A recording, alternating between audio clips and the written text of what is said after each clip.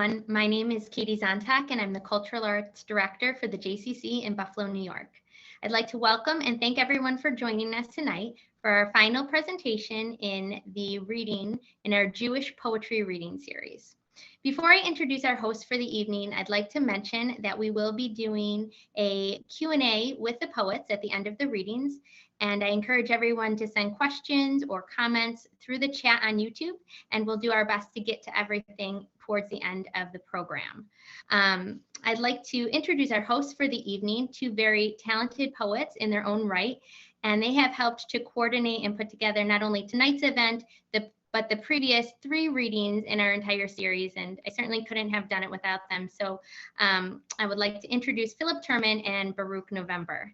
And since it's our last one, I'm just going to give a little background on both of them as well, because they certainly deserve it. So Philip Terman is the author of several collections of poems, including This Crazy Devotion and Our Portion New and Selected Poems.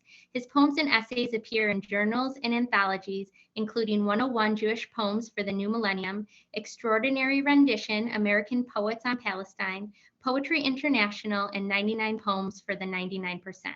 A selection of his poems, My Dear Friend Kafka, was translated into Arabic. He is a former co-director of the Chautauqua Writers Festival and teaches at Clarion University. In joining him as host tonight, we have Baruch November, whose recent full-length book of poems published by Main Street Rag in 2019 is entitled Bar Mitzvah Dreams. His earlier collection of poems entitled Dry Nectars of Plenty co-won Big City Lit's chapbook contest in 2003. His poems and short fiction have been featured in Patterson Literary Review, Lumina, New Myths, The Forward, and Jewish Journal. He has an MFA in poetry from St. Lawrence College. For more than a decade, Baruch has taught courses in Shakespeare, poetry, and writing at Touro College in Manhattan. So I want to welcome you both and thank you again for creating this wonderful opportunity. I'm sad that it's our final reading, but very much looking forward to hearing these 3 wonderful poets. And I'm going to turn it over to both of you. Have a wonderful read, everyone. Thank you, Katie. That was wonderful. And we want to thank Katie for being such an incredible, just everything, organizer, inspirationer, and does so much kind and generous work at the JCC Buffalo. And we want to thank the JCC Buffalo as well for including this series in their programming. We really appreciate them and all the effort they put into it. So thank you, Katie and JCC Buffalo. Thank you. Yeah, I echo Phil's sentiments. So this is our 4th and last in the series. We've had some wonderful poets in the past, Alicia Ostracker and who else? Neil Silverblatt and De Pastan, and wonderful poets. And they're all the readings are available on YouTube, as this one is now and will be in the future. So please check them out. And we appreciate everyone who's zoomed in, or not zoomed in, but YouTubed in to join us for this reading. So Baruch, you want to say a few words, or should we just launch in? I think you said everything best. I can't really add anything to it. Well, what is there to add? Well, one thing to add is that we have wonderful. Go ahead, sorry. I'm just excited to end our series with such great poets, Yeah. and I'm looking forward to hearing their poetry. And I also really want to thank the JCC of Buffalo for giving us this platform. It's great to have something like that for Jewish poetry, and it's been a privilege to put this together. And it really is. And as we were talking about earlier, with as much as we're saddled with Zoom and YouTube, we couldn't get these folks on the same, in the same place, cyberspace or whatever, without it right now. And so we have people from poets from the West Coast and originally from the East Coast, 2 poets who knew each other's neighborhoods in New York, and Baruch and I, who are somewhere else in the middle of the country, and Baruch's in New York as well, and I'm in Pennsylvania, and so it's nice to have us all together on this screen. And we really thank you guys for participating and joining our little Jewish writing poets community. So let me start by introducing our first poet, who I have an immense respect for. I've known him for years. I'm not sure how many because my memory isn't that good, but it's been a while. And we've shared some poetry readings together, and I'm just really appreciative of his work. I think he's a very significant figure in Jewish American poetry, or just poetry in general, because he's not only a wonderful poet, but he is an extraordinarily well-regarded critic. He is also the lucky emeritus professor of English at Xavier University, meaning he's retired, and he's now we get his blog, which he's so generous. Not very many of us do this, and he does the work. He reviews, or has reviewed, maybe other people, and shares other people's reviews on his blog, Restless Messengers, which is a really important site for anybody interested in poetry, and especially Jewish poetry. But he just does that. He does it frequently, and that's the expression of his passion for poetry and for Jewish poetry. He's got 10 books. His recent ones are In a Broken Star, which recently came out. Critical book Like a Dark Rabbi, which reminds me of Wallace Stevens. Wonderful title. Modern Poetry in the Jewish Literary Imagination. Who can resist some of his titles, actually? He's got wonderful titles, and check out his website for more. He's widely published in the fields of modern poetry and Jewish literature, currently writes and edits, as I've said, the blog Restless Messengers. The poet Joshua Corey said of Norm's work, quote, Norman Finkelstein, a Jewish neo-Gnostic, has pursued poems that resemble both epistles and midrash. I think Norm's voice is singular in his passionate combining of expansive and wide-ranging sources, including Jewish mysticism, Freud, and his personal narratives, which he returns to often. Quote, from his poem Moltavanka, from his new and selected poems called The Ratio of Reason to Magic, till all that's left, for I have chained myself to the Gemara, though the texts have long since rotted away, till all that's left is the afterlife of the spirit, the matter of the poem. The afterlife of the spirit, the matter of the poem. So let's hear some Poetry Matters, and it matters to Norm. Thanks for being here. Can't wait to hear you. Thank you, Phil. Thank you to all of the organizers of this wonderful series. We really appreciate it. I'm going to read 3 poems tonight, a short one, a middle-length one, and then a longish one. The first short one that I'm going to read is not mine. It is by Henry Weinfeld, very dear old friend, mentor, and my first creative writing teacher. And it is a poem that I believe is quite magnificent and very apropos and very sad. It's called Eyeless in Gaza. And it has as an epigraph the phrase from Milton's Samson Agonistes, eyeless in Gaza at the mill with slaves. Eyeless in Gaza at the mill with slaves, digging our own and one another's graves, we have no access to reality. I blame you, then you in turn blame me. Subjected to our subjectivity, we only see the things we want to see. Eyeless in Gaza, can it be we still go round and round that dark satanic mill in vicious circles, playing that old game? I blame you, and then you do the same. I claim you're a terrorist. You claim that everything was yours before I came. I blame, you blame. I blame, you blame me, goes on in perpetuity, and blaming becomes bombing in due course. So I bomb you, bomb me without remorse. And in bomb craters, we can make our graves, eyeless in Gaza, at the mill with slaves. Henry Weinfeld. And that's from a recent book that Dos Madres published called As the Crow Flies. I strongly encourage you to check it out. Bear with me a moment. I'm about to do a video trick in order to introduce the next poem. Aha. This is a poem of my own from quite a while ago, originally published in a book called Scribe and republished in my selected poems.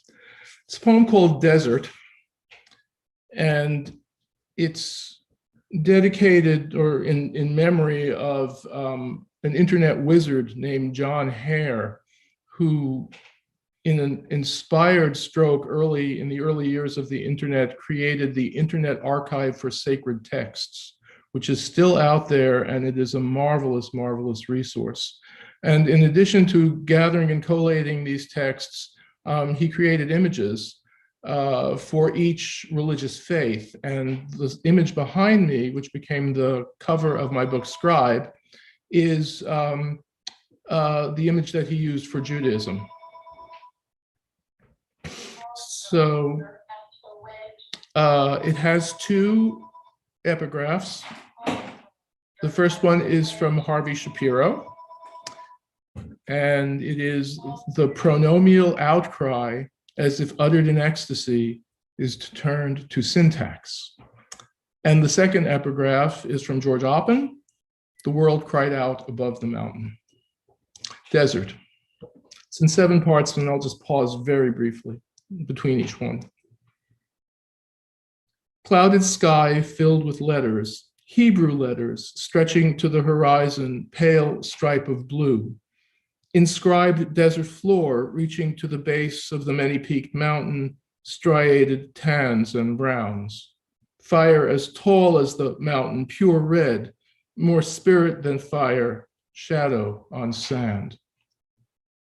No one climbing these peaks, no one guided by this pillar of flame, no one crossing these sands, no one seeking meaning in this sky.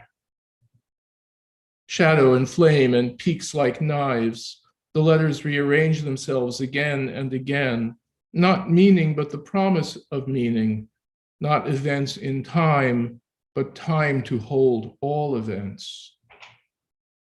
And to have come a long way, always thinking about the voices, the promises, reiterations, charges, and declarations, the stories the voices told, and the stories told about the voices. Called back, returned, and so went forth again, from the edge of the abyss, the deep places of the imagination, retrieved, rescued, redeemed, fronted, confronted, conspired against, usurped, stolen, sacrificed, bidden, forbidden, dreamed, prophesied, spoke to, with, against, visited, was visited upon, throned, dethroned, written upon the sky and upon the ground. Neither upon the sky nor upon the ground.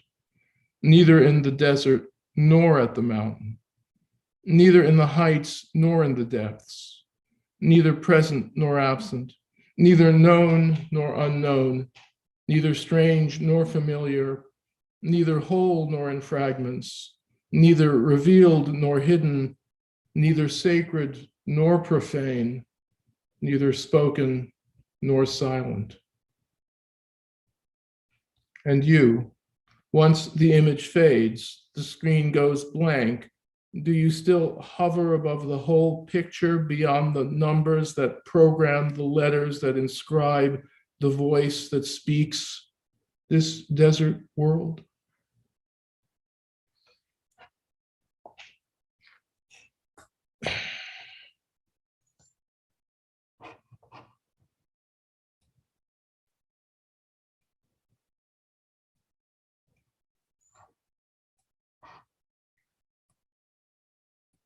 Back to my own little room.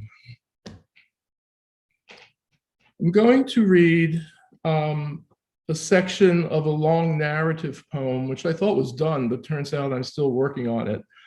So this is the first big chunk of it that appeared in my most recent book, In a Broken Star. The poem is called The Adventures of Pascal Wanderlust, and it's in 6 books. That is 6 sections, 12 stanzas in each book, 12 lines in each stanza for a total of 144 lines per book. And Pascal Wanderlust is the protagonist of this strange poem. Fluid gender, capable of moving among various space-time continua, a bit of a fantasy character in some respects, and the poem is in some respects a rethinking of the quest narrative. So it's highly elusive, and I have neither the time nor inclination to footnote all of the stuff that's going on, but in this section, there's a lot of Kabbalistic play, let's say. Like a pilgrim on the way to a secular shrine, Pascal Wanderlust negotiates the contradictions. This is the not me.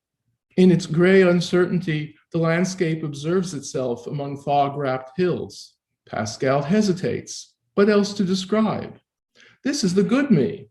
The sun shines down upon the ley lines and the mists evaporate as the path is revealed. Secure Pascal, the system secured, is happily received into the steady state. Wake up, Wanderlust. These operations are never secure. The steady state is an illusion. Unbound energies remain at play. Can you restore the balance? In a dream, Pascal hears the sound of a horn. Azure, azure, the scales appear in the heavens. Astrea, astray, and Wanderlust in no condition to find her.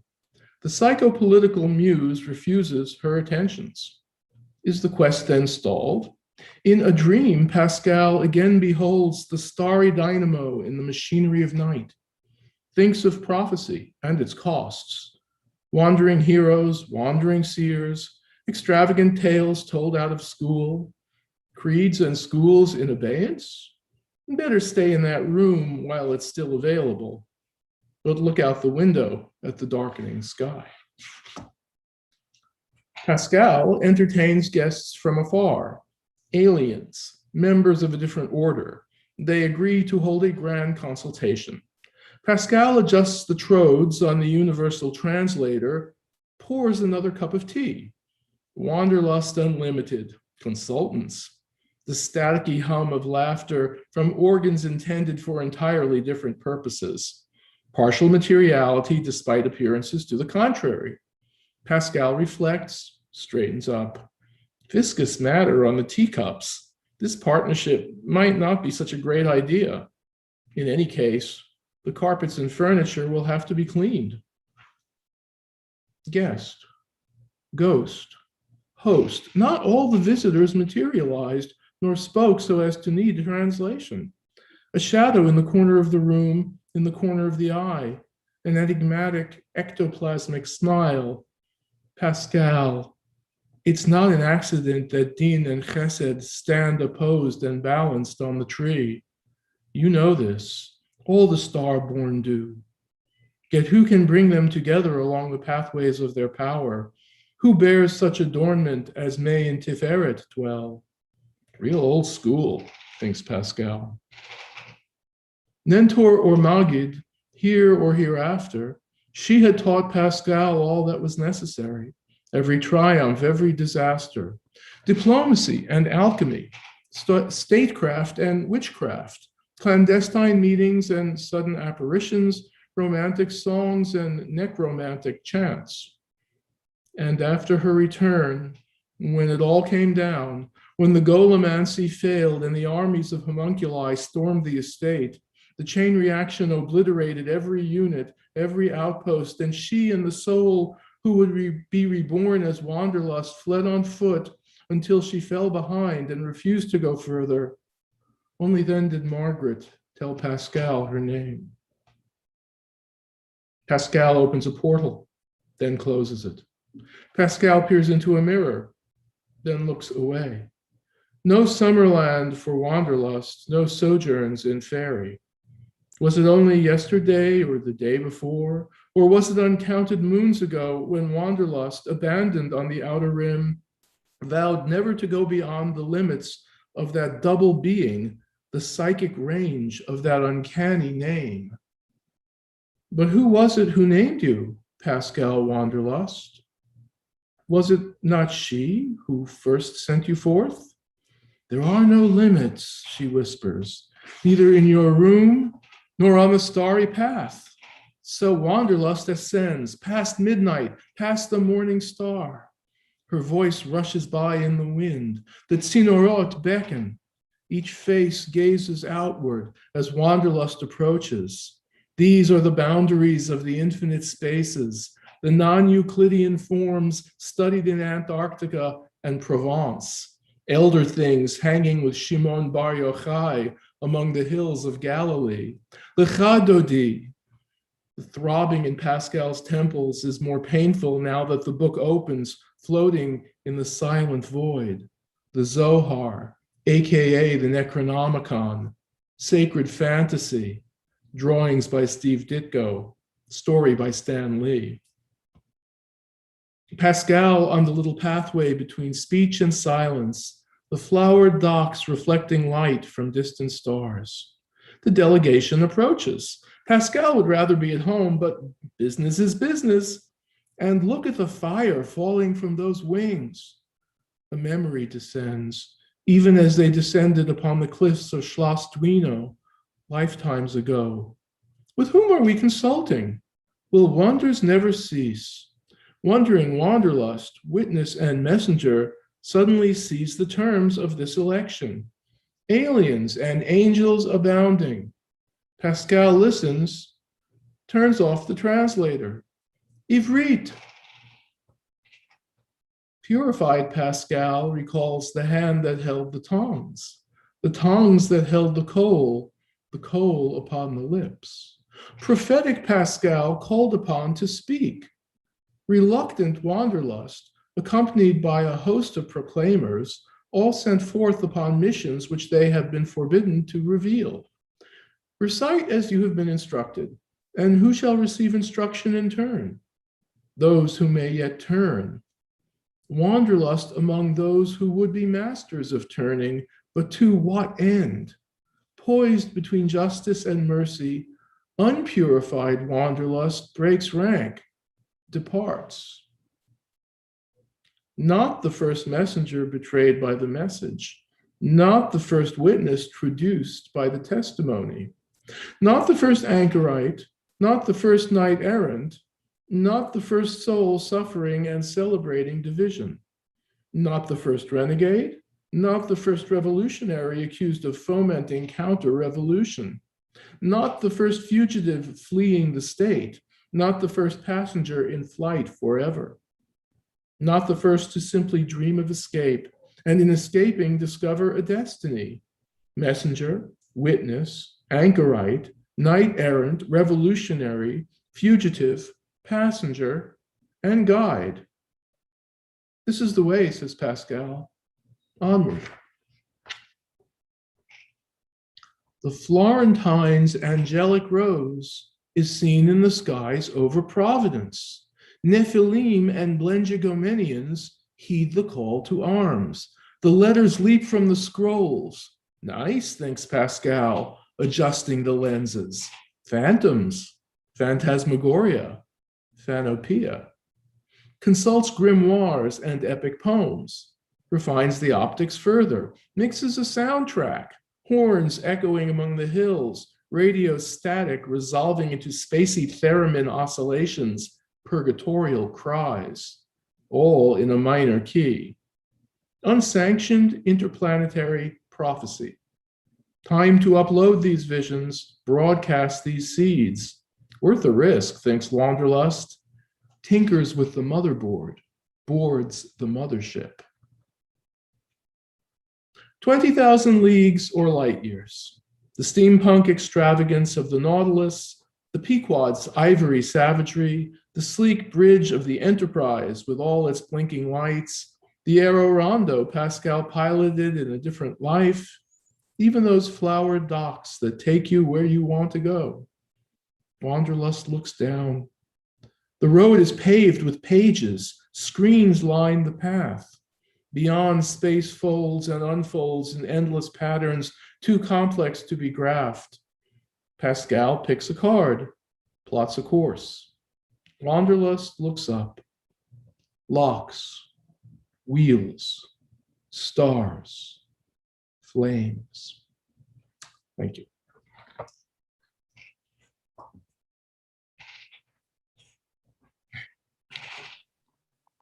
I'll just say that was wonderful. Thank you, Norman. It was really powerful. Yes, thank you, Norman. It was great. Fantastic. So that's All part right. of the recent book, but you're also going to be, you're still working on it for the next book. Yes. It came back to me, and when the voices speak to you, you can't say no. So there's going to be the further adventures of Pascal Wanderlust eventually. I'm thinking about it now as a huge novel in verse, basically. Wow. And it will go all the way back to From the Files of the Immanent Foundation as well, the previous book. Yeah. Okay. Thanks for Okay. sharing it.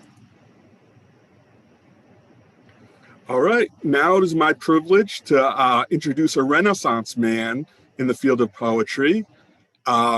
He's truly a master of word. His name is Jake Marmer. Not only is he a poet, he's a performer and an educator. He's the author of 3 poetry collections. His Cosmic Diaspora, his most recent book, brings together fantasy, hard-boiled sci-fi, Jewish mysticism, experimental poetics, free jazz, and dark deadpan humor.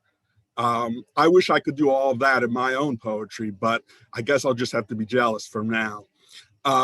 His other books include The Neighbor Out of Sound and Jazz Talmud, both from Sheet Metal Press. He has also released 2 Klez Jazz poetry records, Purple Tentacles of Thought and Desire,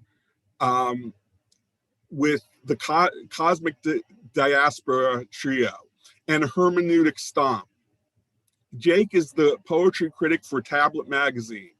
Born in the provincial steppes of Ukraine, in a city that was renamed 4 times in the past 100 years. Jake now lives in the Bay Area. All right, Jake. Thank you for the introduction. Just riffing there for a second on Norman's time to upload the visions. Yeah, did I get that right? Yeah, just to make sure we're uploading our visions. There was some technical thing in the meantime. Are we, Katie and Jim? Are we rolling? Yes. Okay. I'm getting the word that yes, we're rolling. Okay, cool. Wow. Well, thank you for this gig. I gotta say, this may be the first time I'm on a call with a few poets, and I have everybody's book in my home. So all 4 of you here, it's really just a pleasure. Actually, multiple books, and that's really wonderful. To have everybody's work and to be sharing space like that, that's really special. So cool to be reading, and of course, Norman, I'm just like in an altered state from your reading. It's just like it's so far out and also so funny at the same time. It's really just awesome. Okay, well, I wanna start with an older poem that just feels right for the moment. This is from my Jazz Talmud book, yeah, feels right for the moment. I was studying a little passage in the Talmud about the laws of Shabbat, and essentially talking about like you're not supposed to cook on Shabbat, but what if the thing is already cooked? Like, are you cooking it because it's cooked? But like, if you did you like reach the upper limit of cookability, of the word cookability? Like you're like maxing out on cookage, So I thought it's just like a useful line of thought, and I try to play with it. It's called The Laws of Dream Cooking. and the Hebrew, the Aramaic phrase is ein bishul achar bishul. There is no cooking after cooking. Once your dream has been sitting in the oven for 2,000 years, it's done, it's cooked, and nothing that happens to it in or out of the oven is considered cooking. That's if your dream is a solid. But if your dream is a liquid, it may have long evaporated. You are deluding yourself in front of a burning old Middle Eastern pot. But if your dream is a sound, an invisible musical cloud, then you are the one getting cooked on the endless spinning vinyl as you're zapped into music by the needle of history. This is next piece from my second book, Neighbor Out of Sound. It's also a Talmudic poem, is a slightly longer piece, and it is called The Law of Returning Lost Objects. And it also riffs on kind of like Talmudic thought on what happens. Like if you find somebody else's stuff, you got to return it. But what if like it's a kind of thing that's impossible to return? Like just also productive line of questioning here. When is an object considered lost? When the owner relinquishes the hope of finding it. When is an object considered lost? The hope of finding apples that tumbled out of the basket, date cakes that crumbled, dollar bills flying down the street is not considered hope. Desire for restitution no longer has an object that can be perceived as whole. Consciousness cannot wrap around it as it does around the experience. Item's identity is that of scattering. The person who falls upon the loss is the new owner, as it is said.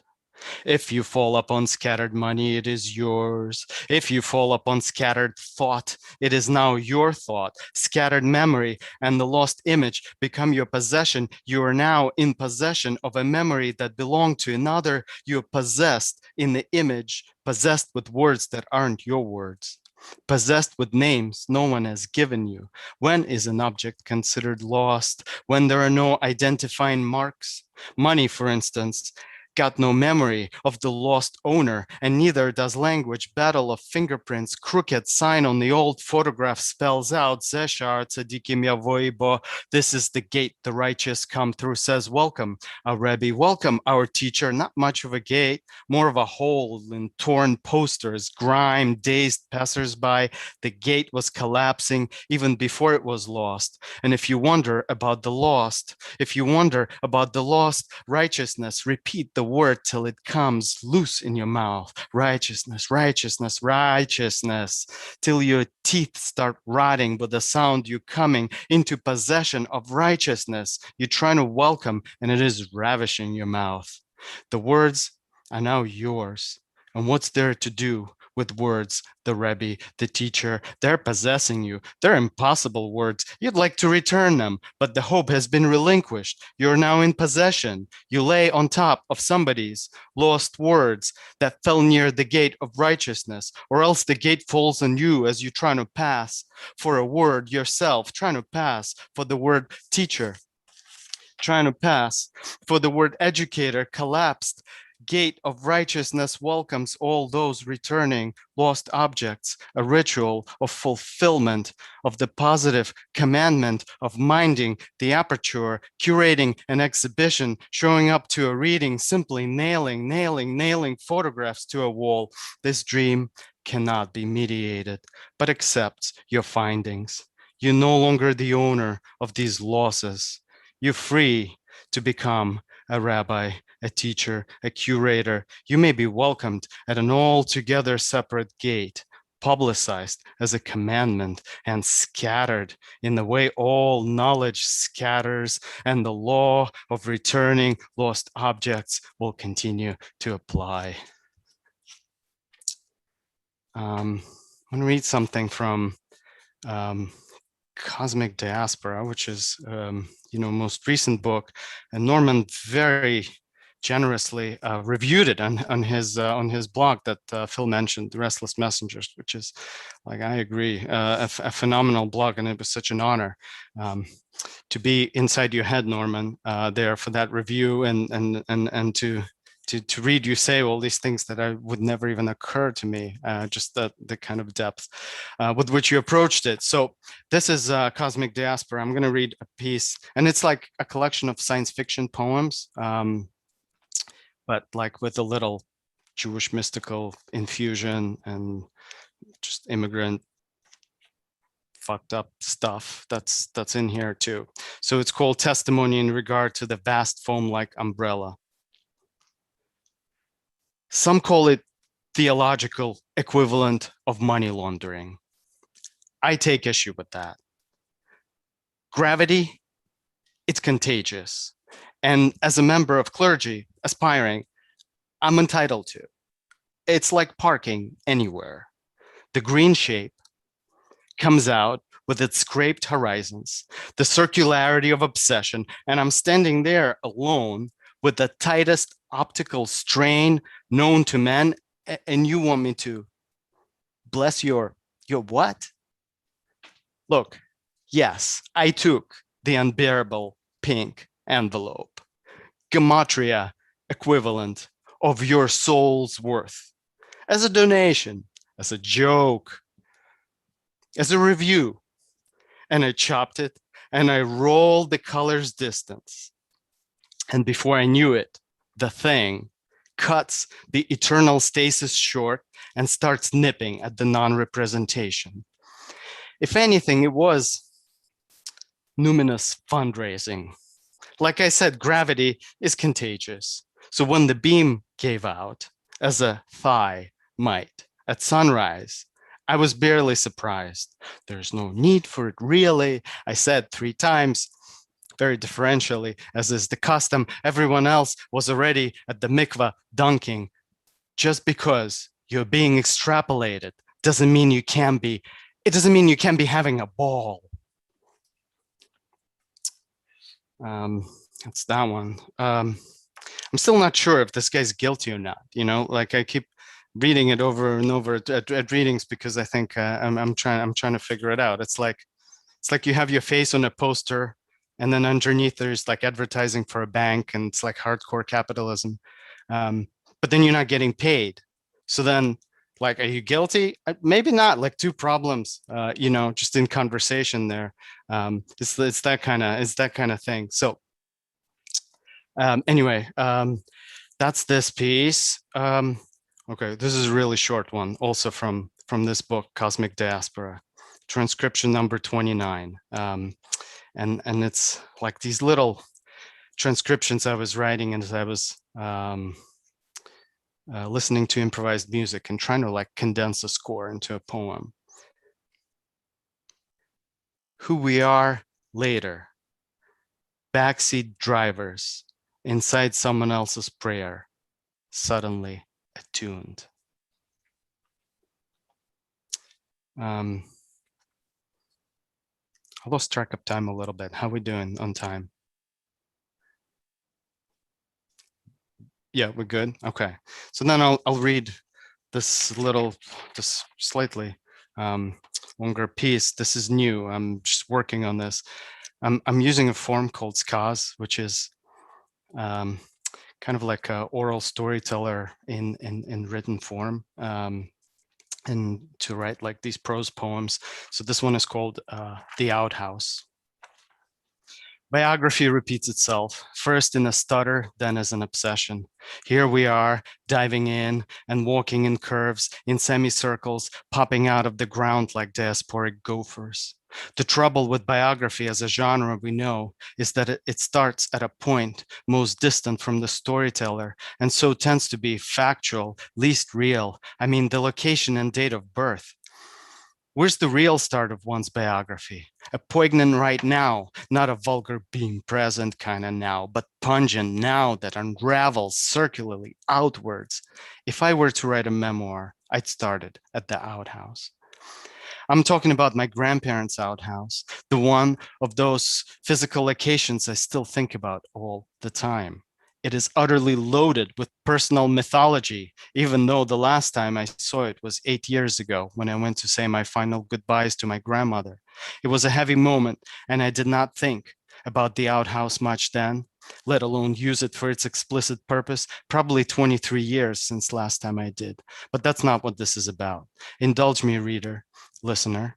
Allow me to paint you a picture. It was a small and sturdy structure, handsome and cavalier in its noble wine-dark colors, barely more than a meter in length and width. And though it seemed tall at the time, I'm sure it was no more than 2 meters high. The walls were made of solid wood.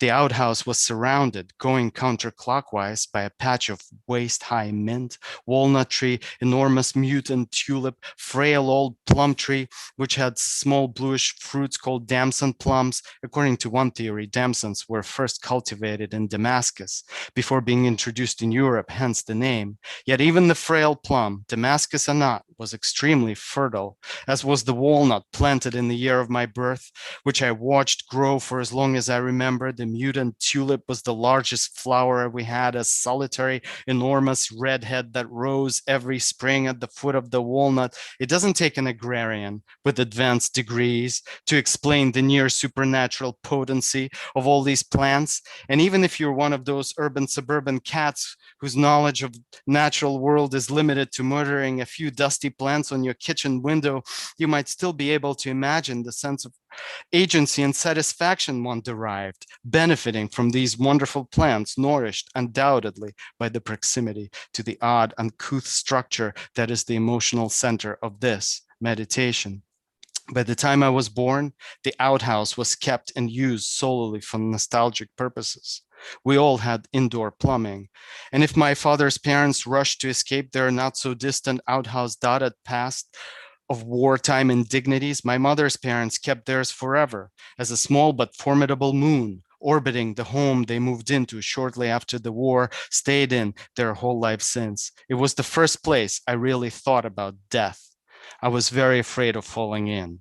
And often, much too often, almost every time, I thought about what it might be like for my parents if I died right there and then, what they might say. Think about it. You're in a place that already gets you in mood for contemplation. As it is, you're in a philosophical state of mind. And in this dreamy, free associative state, you're suspended over a large, deep hole as you're staring at layers and years of your ancestral family shit and thinking of dying inside it all. Horrible. But why is some box or an ashtray better than your own family dung? These are the kinds of thoughts that came to me there. Write what you know, they say, the writing retreat people. Do you know what's at the bottom of your abyss? Yes, there was a distinct sense of danger that I associated with using that outhouse. It was thrilling. Maybe it was a small portal to the old world and to my family's past, wartime past, which was hidden from me, only alluded to when people drank too much at birthday parties and got all lyrical, a portal too to the thoughts of afterlife, which is the closest to afterlife we ever get. Somehow that outhouse afterlife was far more real and possible than the oblivion I'm moving towards today with every next word I'm saying into the screen. Why do I remember the outhouse so fondly so often? Because this is where, unbeknownst to myself, I first encountered intellectual pleasures of philosophy, of poetry. Do you have to like yourself and your past to write a memoir? Do you have to be proud of it?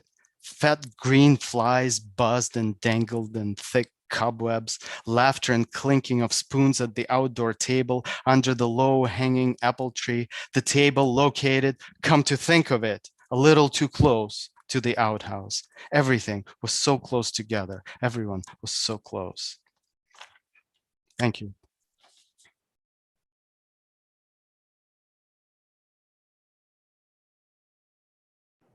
Thank you, Jake. That was wonderful. It was truly wonderful. I can only hope that someday I'll use an outhouse similar to that outhouse, but I don't know if it's ever going to happen. Now it is my privilege to introduce Erika Meitner.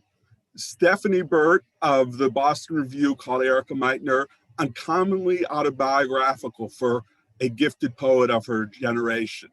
Erika also comes across as uncommonly extroverted, wanting and finding new forms, new people, new places, new phrases. The gifted poet Erika Meitner is the author of 5 books of poetry, including Ideal Cities,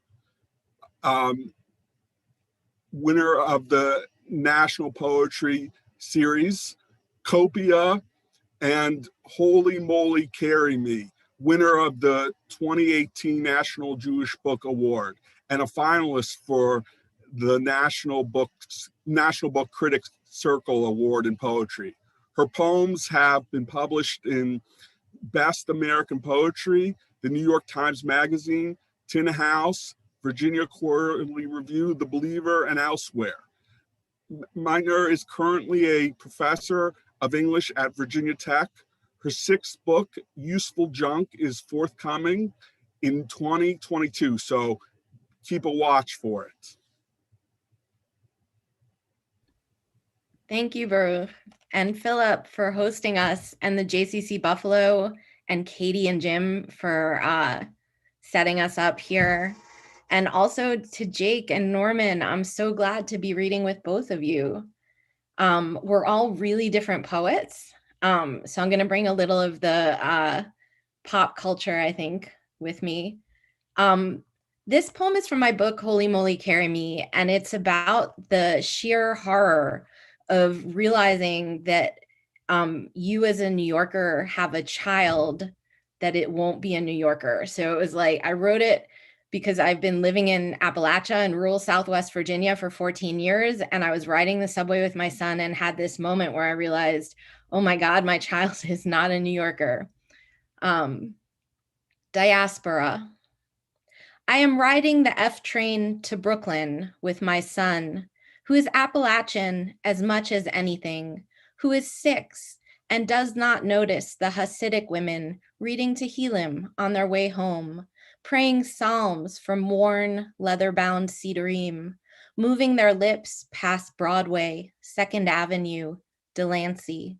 And he would not know to identify them by their below-the-knee skirts, the filled-in parts of their shadels where scalp should be visible, or the Brighton Beach men in gray fedoras with threatening hand tattoos, speaking Russian, the occasional wondrous mosaic murals or regular green and white tiles, spelling station names, Bergen Street, Carroll Street, Smith and 9th Street. My son discovering he can see his own reflection in the windows of the cars when they plunge into dark tunnels while the women's lips keep moving. And I want to tell him I know they're kind, though I know to say this is reductive or offensive, even if I might say it too about the bleach blonde with the septum ring or the old Russian mobsters.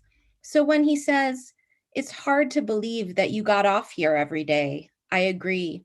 And think of all the times I climbed the station stairs or felt the give of metal turnstiles on my hips, the jangle of apartment keys or click of my own heels on pavement after a night out too late, the car service guys playing dominoes on overturned crates outside the bodega who didn't look up, and the way the trains still vibrate beneath the surface with exactly the same frequency they always did, blowing hot air through the grates, rattling me to the bone with foreboding joy. And I want to tell him, I know this exact moment, the one where you finally learn the contours of your own face, its beauty as it hurtles through darkness.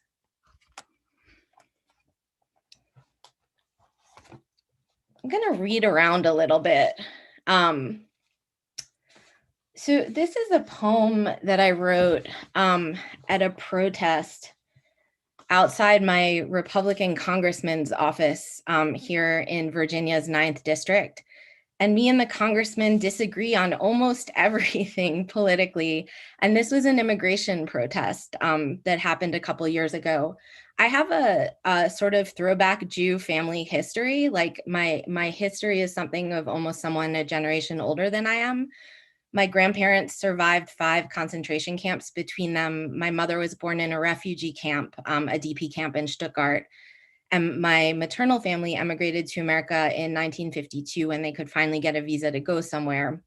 So I'm the child of a refugee. And then my father's family, my father was born in Israel in 1947. So he came over when he was 13 to America. So I'm first gen. And yeah, so this is about a protest. I think that's the only thing you need to know about this. There's cameos by a fake Jesus, some Cabbage Patch dolls, and some other stuff. The one other thing is that I used to teach the bar mitzvah class at a synagogue in Charlottesville, and what happened in Charlottesville appears here also. Light sensitive puzzle piece.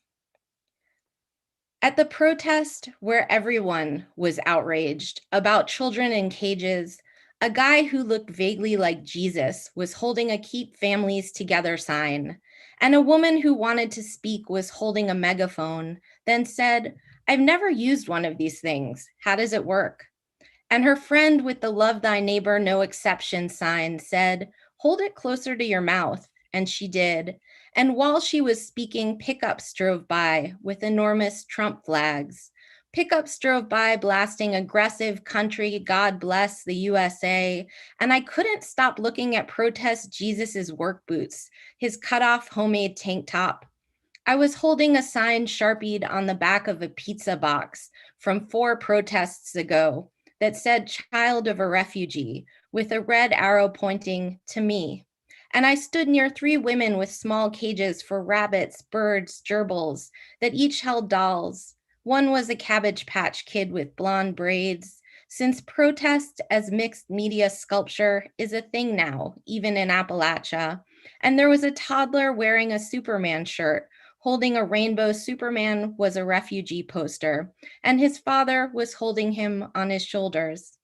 Some nights when it was late and my sons were small and asleep in their beds, I'd turn off all the lights in the house, and suddenly the sound of a train or a cow or cricket, something moving and alive from their puzzles would speak when you shifted a piece off or put one back on. This inanimate thing made animate by light would utter ghost sounds. The reporter from the local paper asked me why I was there on the sidewalk, so I told her about my mother and the DP camps. I told her only a small part of the story, but she still looked shocked. To hold is to bear the weight of a person or thing, to grasp or carry or support with our arms, to embrace someone, to keep or detain someone. There's the hold of a ship or remaining secure and intact in a position, to maintain a connection until the person on the phone line is free to speak, to have in your possession the act of grasping something, a degree of power or control. The last Shoah survivors are nearly gone, so they've made holograms to tell their stories to school children and museum visitors, but it's not the same. We respond to the sound of an actual human voice attached to a body, which means when the next woman with the megaphone in an ecumenical collar starts to read the last 4 lines of Emma Lazarus's The New Colossus, there's not a dry eye on the sidewalk in front of our local congressional office. The congressman who is away, the congressman who got teary when he looked me in the eye and said, that kind of persecution could only happen in Germany, when I told him my family story. Refugee from Fujio to flee or escape from this to that. Our meeting was a season before Nazis marched through Charlottesville and the rabbis pulled the Torah scrolls from the building and someone was killed, and I began quizzing my sons on our full names, addresses, phone numbers. Superman, born Kal-El on the planet Krypton, was rocketed to Earth by his father, unaccompanied, alone as an infant, moments before the destruction of his planet. It was months before anger turned to panic, then to fear. And here we are, the dislodged pieces, shoulder to shoulder, light sensitive, and bleeding into the deep night.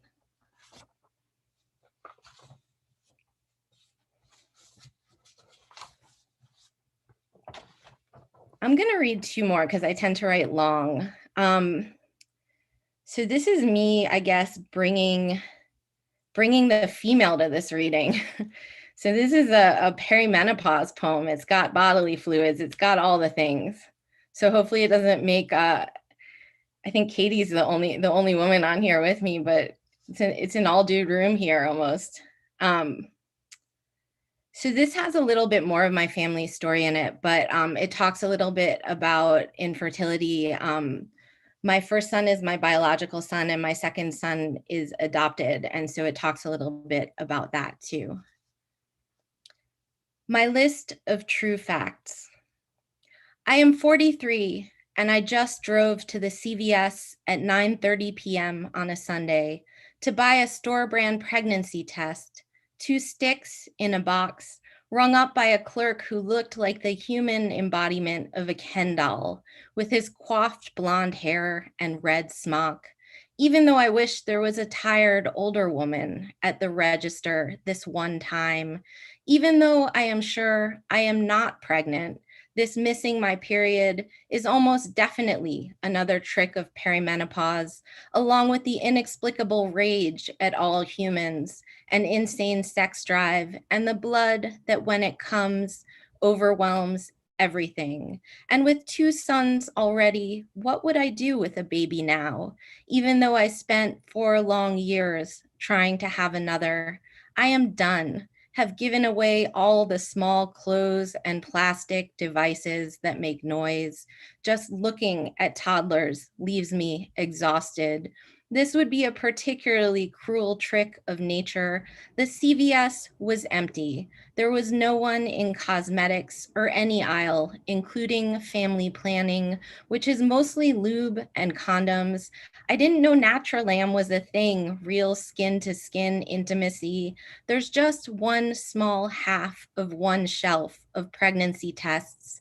And some say no yes in case you don't think you can read blue or pink lines appearing in a circle. My grandmother was a nurse midwife during the war in the Sosnowiec ghetto. Her brother, 10 years younger, a change of life child, she called him, when she told me finally she had a brother. When the archivist came around for her testimony, years after her brother was gassed alongside her mother in Auschwitz, years after my grandmother euthanized her own daughter, whom I was named for, because the SS were tossing babies from the windows of cattle cars. The name for a baby born to an older mother, past 40, change of life child. My grandmother took her silence and grief with her to a new country. I peed on so many sticks over so many years, gave myself scores of injections, took pills, went under anesthesia and knives, since there's an unspoken mandate to procreate when all your people, your family, were actually slaughtered. I gave one son my grandmother's brother's name, and the other was called King, my son, by his birth mother on the page of notes we got that she filled out before she gave him up. It took me an hour of staring at the form before I realized it was my son. She was claiming him before she let him go. And I think the morning will bring nothing, just one blue line. But right now it is still night, and I am sitting in my car under the parking lot lights, which are bright and static like me. And beyond them, there's the clerk in the red smock locking the doors.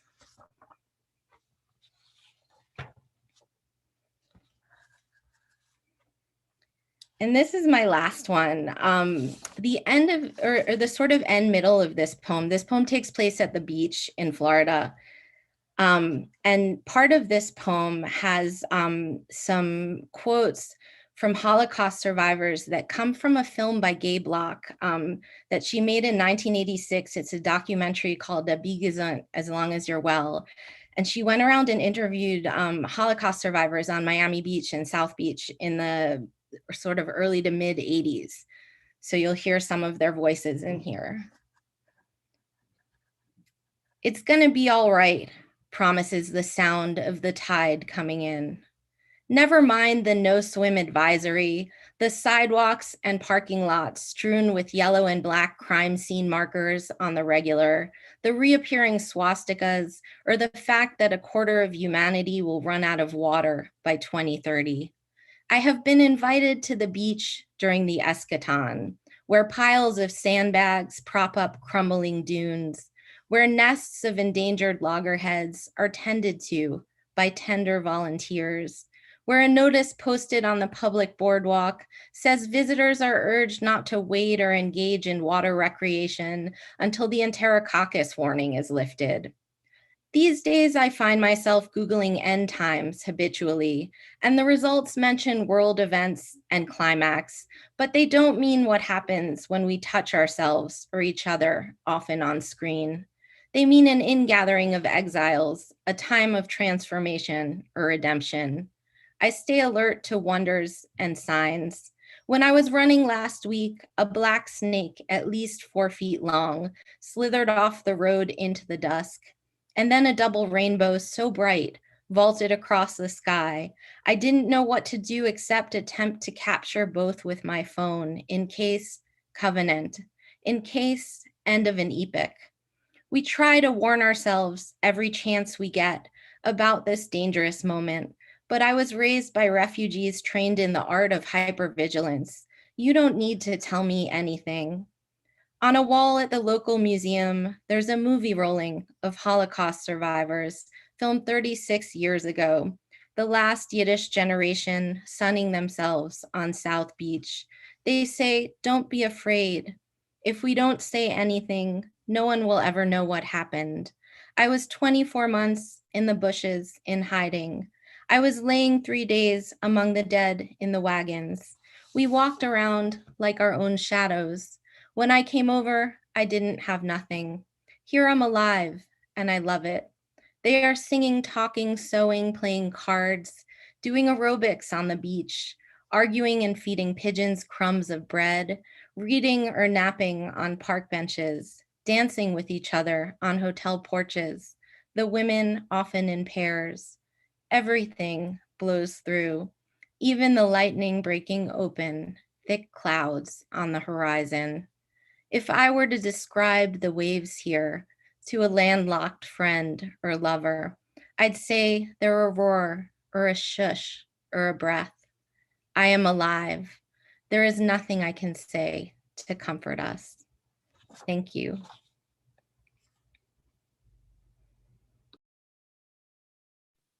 I think we should all unmute and clap for everybody. Thank you so much, Erica. That was just wonderful. All of you. Just, wow. Well, this is the question part of the program, so you can all unmute, I think, and we can talk. And we had specified short questionnaire, so it's not going to be a big all-nighter Shavuos thing, but it's going to just a couple of questions. I just want to say just a wonderful, wonderful, wonderful readings from all three of you, and such a wonderful combination. As you said, Erica, very different, yet there were some crossovers as well in some ways, but it just gives us a sense, or me a sense, of the expansiveness of poetry, of course, but Jewish poetry as well, and the many universes it touches on. So here's a question. All right. Philip Roth didn't want to be called a Jewish writer. He didn't like being called that kind of hyphenated thing. So I read somewhere that Leonard Cohen was okay with being Jewish and being a musician. Because I think someone said, well, you're Buddhist, aren't you? He said, no, I'm Jewish. And so I'm wondering, we're wondering, Baruch and I, is being labeled a Jewish poet a blessing or a curse? And this whole idea of being that a Jewish, because so many people say, no, I don't want to be a Jewish poet or a Jewish musician or, an Irish, an Irish dancer. I just want to be a dancer. I don't want to be, So I guess we're wondering how you feel about, is that a good thing or a bad thing? Is that a good witch or a bad witch? Norman, you went first, so, or whoever wants to be inspired to have anything to say about it. It's an unavoidable thing. Jewish material, Jewish culture, my Jewish background, all of it enters into the poem in one way or another. Sometimes it's in the foreground, sometimes it's in the background. Sometimes I want it to be overt and put it in a very conscious way. Sometimes it just kind of comes in on its own. But there are times when I actually think, yeah, I'm a Jewish poet and I'm working the Jewish street. I'm using Jewish material. But then there are other times when I'm like, I'm off in H.P. Lovecraft land, or I'm writing, in the style of, I don't know, Blake or Dickinson or Keats, and I'm connected to other traditions. I'm very strongly connected to English traditions. Obviously, I write in English. So, these are critical questions that I've wrestled with forever, so, and, you may have read my books about it, but it's an endless question. But you just have to go with it. Mm-hmm. Yeah, I like blessing or a curse. I feel like we should have a word like blurs. I feel blurs coming over me with a question like that. It's just like and from inside this blurs, I ruminate on this.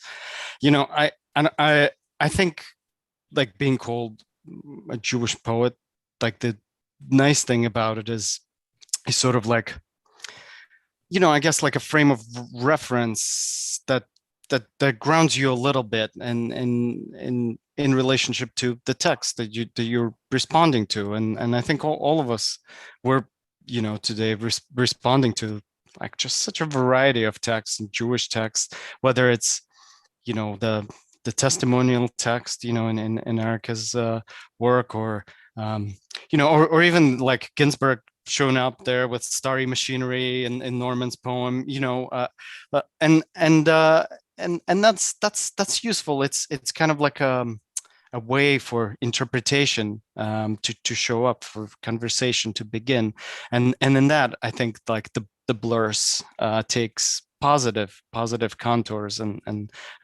is a wonderful thing. Is Blurs going to be your next book? Anything is possible. Right. Or a state of just being, I love what Norman and Jake both said. I want to point out one thing. I was joking in the chat that was so binary, and Jake like made it non-binary. But I want to say blessings and curses are so interesting to me because they both come from a root of a place where language has power, like has actual power in the world and can impact change.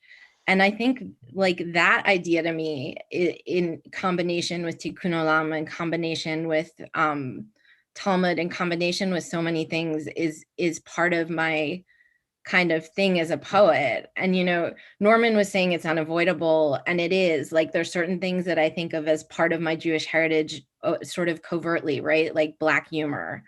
So like my grandmother worked as slave labor in a munitions factory during the war, for part of the war. And she used to joke with me when she finally told me, where she was during the war. I would say, Baba, what do you know about, working in a factory as an electrician? You were a midwife. And she'd look at me and sort of pause and say, that's why the Germans won the war. Like this very like Black streak of humor that I think of as very Jewish. And also like, of course, like this is a Jewish series and reading, so I did like my Borscht Belt set, but I think they're stylistic things, like my maximalism, you could say it's Whitman-esque, but it's also really Ginsberg-esque, like I think a lot of us draw on textual traditions, but to me, the one really fascinating thing is language has power, and poems can have power in the same way that prayer can. And so, yeah. I think about it as when Muriel Rukeyser said that being a Jewish poet is a gift. I kind of always like that. You know, it's like this gift of this culture, that this incredible thing, you know, that's huge. You know, it's so huge. And I know you talk about the Borscht Belt thing, but it's, you know, it's your Borscht Belt, you know, set. But I think there's something more to it. Like, for example, I'm thinking about how, you know, this notion of African American poet or Irish American poet.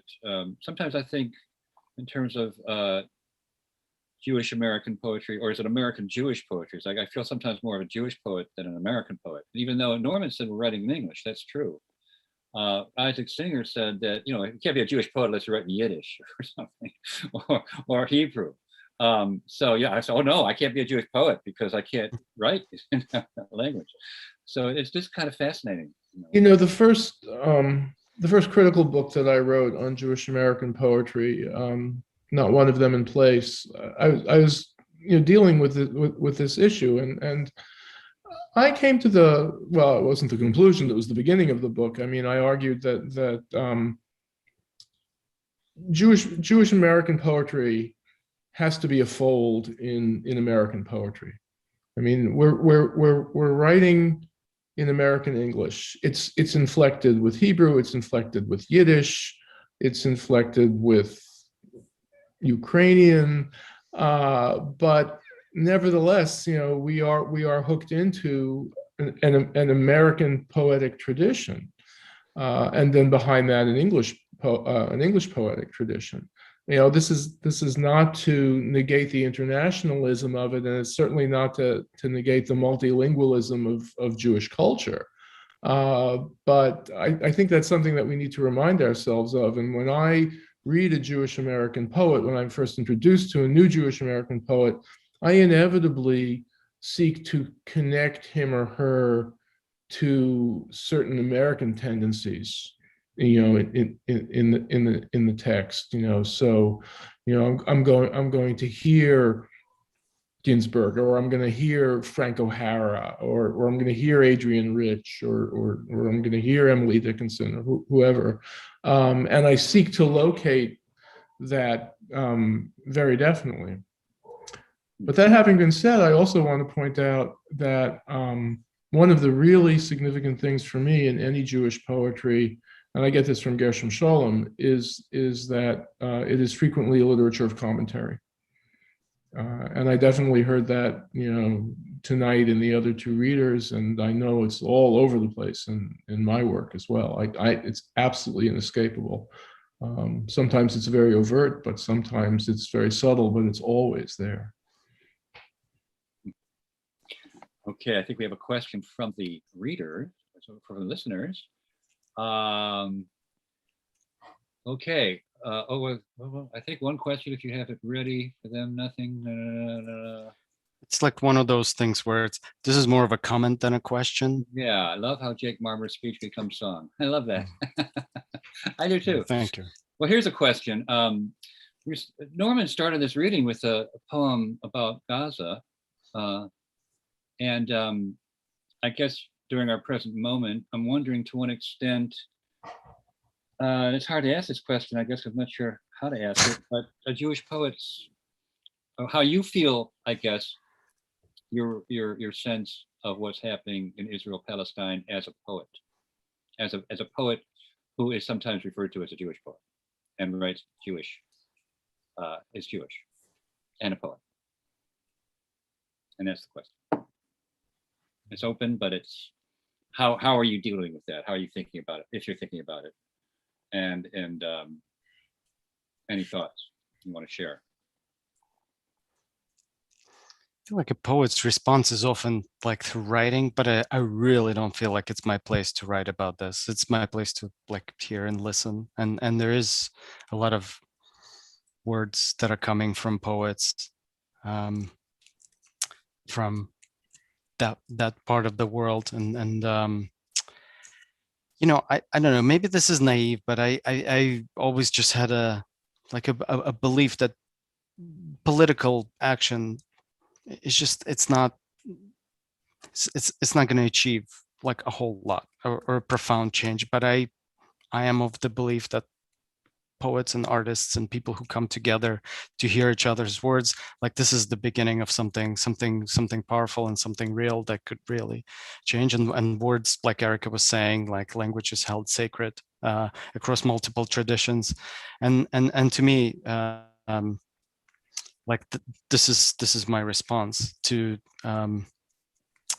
to engage and to deal with whatever emotions I'm dealing with, but not to get up on a platform and speak there.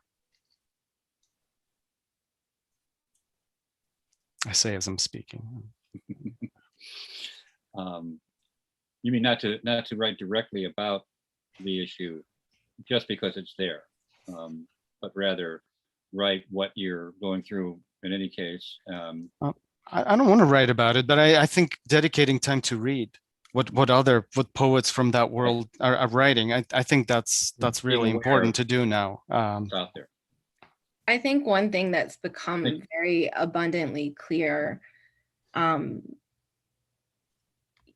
in the last few years, but especially in the last few weeks, is we have hashtags. We don't have good language for the complications and history of what's happening right now and the human suffering. We don't have that. And where we find it is in narrative, is in poetry sometimes, and in the complications of stories that overlap with each other and provide competing perspectives that allow us to sit in discomfort of the pain and destruction and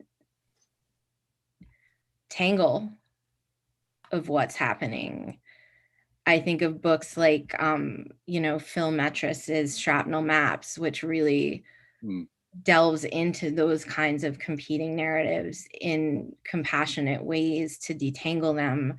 I think of the work of Darwish or Naomi Shihab Nye, and other people who are writing stuff right now that's just being translated, and the people doing the work of translating it.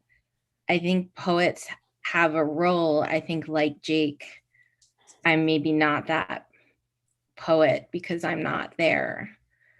But I think that one of the things that's become really abundantly clear to me in the last couple of weeks is that it isn't something I feel like social media is able to address in its complexities. And so that's why I do look to the work of poets and novelists and people who are writing longer form tangled narratives. Yeah, that sounds similar to Jake's as well, but I'm sorry.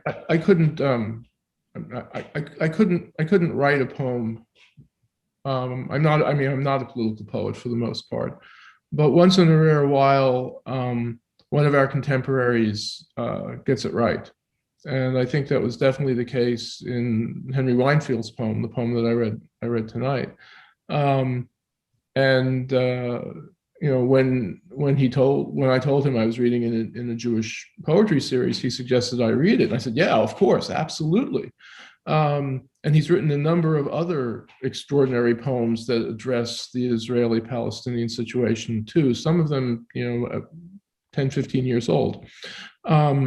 And I think that there's a very important formal question that comes into play. And I think that one of the reasons, now some of you might want to disagree with me on this one, but one of the reasons that poem, for me at least, is so effective is because it uses traditional rhyme. He's a master of traditional form. So that somehow captures in a resonant way the terrible, painful ambiguities and contradictions of the situation and puts them in a vessel in a way that in some respects other poetic styles might not be able to do. Now that's just one poem, but I think it's a very, very powerful poem. And I think a great deal of the power is in the form. And that is so frequently the case in great political poetry too, which, you know, it's few and far between those poems. You know, I mean, you know, when I think about a great political poet, you know, of the 20th century, I think of someone like George Oppen, you know, who found in a very different way a particular form to address, you know, these similar issues. But you know, when the sands of time shake out, very often, oh, you know, this was just kind of propaganda, or you know, this did not really hit the right note. But on the other hand, if you're moved to do it, you have to do it. Mm-hmm. Yeah, and there's something to be said for poems that are written for the moment, like Neruda's poems about Spain and all that, and they're not necessarily the best, but we think, but they're really appropriate at the time. You know, I was just thinking about how, you know, being Jewish and writing poetry and reading the news and all that kind of thing, just like everything else affects us. You know, I don't know how it's going to affect me, but I was just curious to throw the question out. And I agree with you. Reading, absorbing, as you would do anything else. It's there, and how it affects us will affect us in the way it does. I have a quick question. I was wondering, you guys seem to feel that because what's happening in Israel and Palestine is at a distance from you. I wonder if you feel any stronger about writing something about the violence and anti-Semitism that's taking place in America right now. Do you feel that's more personal, or does that feel distant too? I want to actually make a distinction here. I feel quite connected to what's happening in Israel and Palestine right now, and I'm in great pain around it. Mm-hmm. But it's not something that it's something that I've been talking about a lot with poet friends of mine, some of whom I've been in dialogue around this issue in a mixed group of Palestinian and Jewish poets for the past year and a half. Some of whom are Jewish poet friends of mine that we just, you know, call at midnight and express how little we're able to express about this in various ways. So I don't feel disconnected from it at all when I'm talking. No, I didn't say disconnected. I said at a distance. We're impacted really profoundly by it right now. But how and whether that'll come out in my work, like some of the things that I was writing about can take years to finish those poems. And even good translations take years. So I'm thinking of like Joanna Hen's translation of Jonathan Berg's work, Freidlight, which is really profoundly moving about his experiences growing up in the Shtachim and becoming essentially an occupying force there as an Israeli soldier. And that took her years to translate. And it came out in 2019. And so the immediacy of some of the stuff that's coming from people directly involved in it, we don't even know if we don't read Hebrew or Arabic. And so I think there's a lag. So do you feel that same lag about the things that are happening in your own country? There are things poems are not going to fix. You know, there are things I call my congressman about, even though we disagree on every single political issue, or I take to the streets about. And you know, like some of these issues require actual real world, non-artistic solutions too. I mean, Erica, very powerful. I think it was the second poem that you read. Like, I mean, like there's a lot of the witness direction in your work, but this specifically, like you were actually there. You were at a protest and you were describing everything you see, and it was incredibly moving because it felt so intensely real, just like the images of these people who were there, like that's really powerful witnessing. And I think, Baruch, a little bit to your question, like to write about, just to speak about heavy things that you have actually witnessed like that. I think there's a lot of power to that, rather than being a little bit at a remote. Then already it's complicated. Norman, did I hear you say that the poet whose poem you read in the beginning asked you to read his poem? He suggested it, and Nice. kind of half jokingly, actually. And I said, "Oh my God, yeah, of course, absolutely." I think- He actually has, in my opinion, another very, very strong one, written about 10 years ago, that focuses on an Israeli soldier. And it's too long. It was too long to read.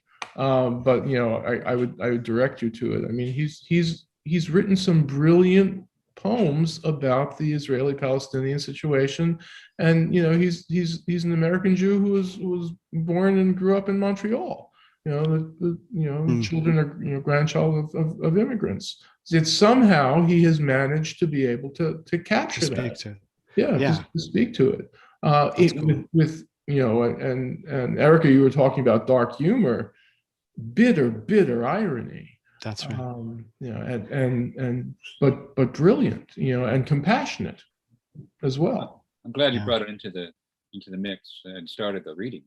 Yeah. I mean, I feel like we should all ask our friends to, just like, if your poet friend is doing a reading, just like, I mean, don't ask, but the general suggestion of like a poem, I think it's a great move. And I did enjoy the poem. Read it at the next reading you do. I'll be in touch. But it's also really generous of you, Norman, and I think it's just like goes with everything, with the blog and writing about the work of others. It's actually very important for like poets not to be narcissistic and 100%. Poets used to read poems by other poets. Yeah, Thomas would do that all the time, right? Absolutely. Especially when I know that I couldn't write a poem like that. Right. I don't have the chops. Yeah. But he does. That's great.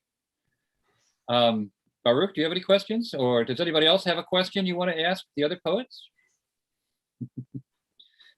I just want to thank all the poets. They were really great. It was really powerful. Yes, indeed. And keep on keeping on. Writing great stuff. Thank you all for pulling this series together. And I'm really glad it's on YouTube too. Me too. And share it around. And just another plug for these guys' great, wonderful books. They're out there, right, Katie?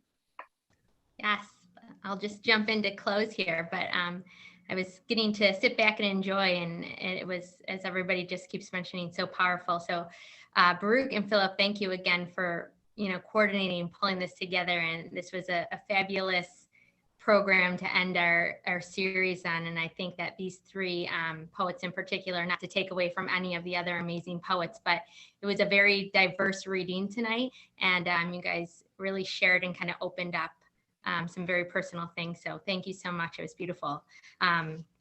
Jake, Erica, and Norman, we really appreciated you joining us tonight.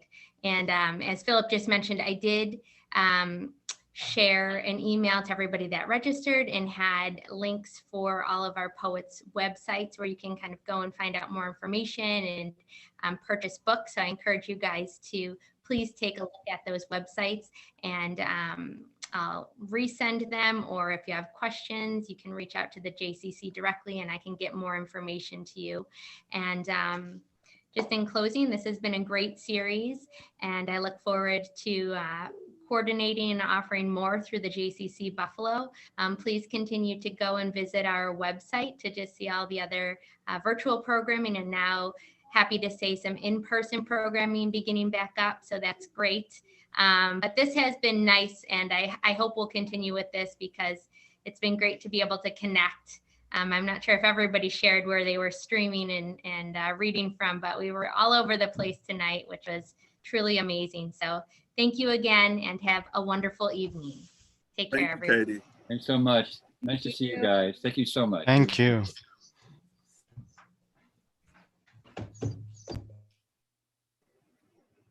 Cool. All right. Norman and Erica, it was so awesome to hear you read. Jake, it was Oh a my pleasure God. to hear you too. Oh, okay. Yeah, I mean, I've listened to some of your videos, you know, online, but you know, you were the first